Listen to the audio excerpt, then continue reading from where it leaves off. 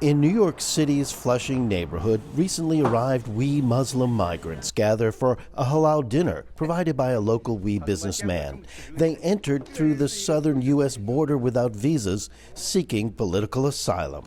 China's Hui community experienced less religious scrutiny in the past compared to the country's persecuted Uyghur Muslims. But stories from recent migrants suggest a shift. They do not want their names used to protect their families in China from possible retaliation. The police will check your phone, your photo, a message, social media. If they find something about religion, have a big problem. This man says government officials were dispatched to his home after they discovered him and his wife practicing Islam. For example, the morning, some people come in home and read and watching me and my wife and my family watching. Who speak what? Who do what right now? The right? Okay, 4 times or 5 times they came my home and sleep in my home. We can't pre-open.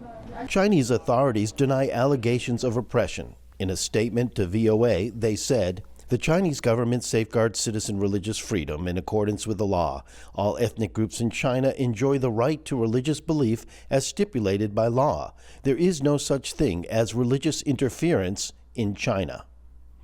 But according to China expert Professor David Stroop, religious repression in China has been extensive over the past decade. Starting in 2014, we see a move to securitize Islam, which means that the government is taking steps to, place restrictions on religious practice. Stroop says more Chinese Muslims are seeking refuge after a recent escalation in government control over religious expression. So in particular, in 2023, there was this big clash over a mosque that was being renovated because it was deemed to be in an illegal building style. And people sort of clashed with local police. And that led to a lot of people sort of fearing that there would be extra repression.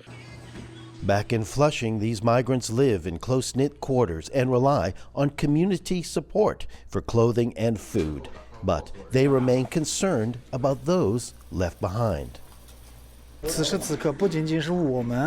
At this moment, it's not just us, but there are also many others in China who believe in Islam, who, because of the repression, have escaped their hometowns and are constantly on the move. We are only a small number of people who are lucky enough to come to the United States.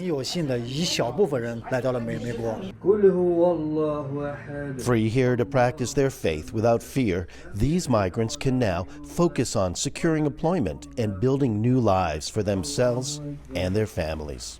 Aaron Rainin, VOA News, New York City.